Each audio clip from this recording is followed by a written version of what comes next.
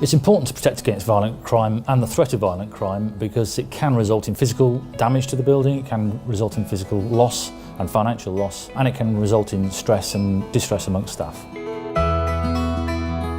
Hi, I'm Frank Woods. I'm Retail Sector Specialist for NFU Mutual.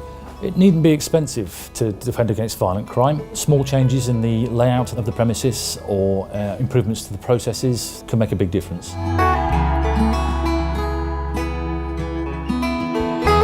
Consider how you handle cash, look at the processes you operate and make sure that any cash handling is done out of sight of the public. Cash should clearly be stored in a safe outside of business hours, but even during the day, cash should be kept secure. Think about when you move cash, when cash comes into the business and leaves, and try to vary the time because people watching can quickly see if a pattern emerges.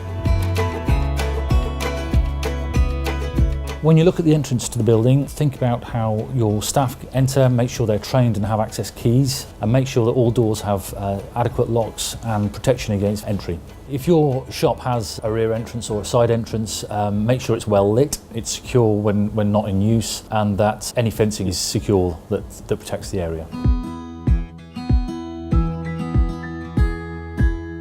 So nowadays camera technology has improved a lot and you do need to make sure that your CCTV cameras are adequate to actually capture definition high enough so that you can actually see the face of any individuals in the shop. There have been significant advances in the technology to store images, so high definition images can be stored on the cloud quite easily nowadays, or if you do store on site you do need to think about the protection of that storage and you do need to comply with data protection laws. A panic alarm can be very beneficial. A silent panic alarm can notify the authorities and bring help very quickly indeed without necessarily notifying the assailant that's taken place. If the goods, particularly the high value goods, are DNA marked, which can be done relatively cheaply nowadays, that will help the police to track down the criminal.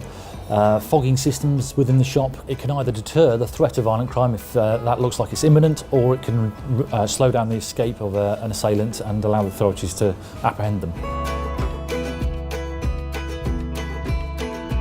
With regards to the layout of the shop, you should make sure that the whole shop is well lit, that the cashier has a clear line of sight down the aisles, particularly with regards to any high value goods or alcohol, and that any unseen areas are covered by CCTV.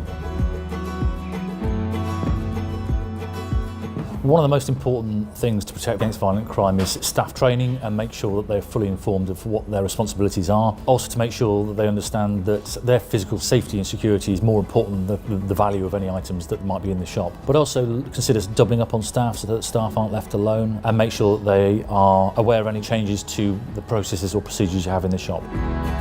It doesn't matter if you're in the middle of a busy city or in the countryside. Wherever you are, wherever your shop is, it's important that you take the steps necessary to address the risk of violent crime.